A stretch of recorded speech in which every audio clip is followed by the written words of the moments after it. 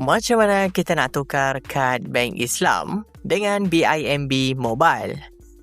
Mula sekali, buka aplikasi BIMB Mobile, pergi ke bahagian kad dan pilih kad yang kita nak tukar.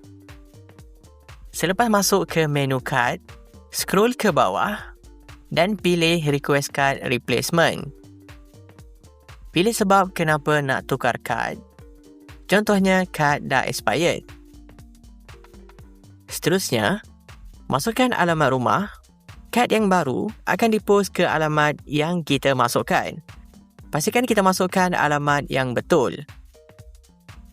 Selepas dah masukkan alamat, pilih design kad yang kita nak dan ini antara design kad yang kita boleh pilih.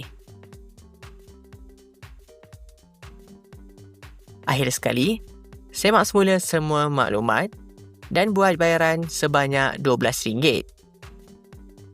Selepas permohonan penukaran kad berjaya dihantar, kita hanya perlu tunggu kad sampai ke rumah.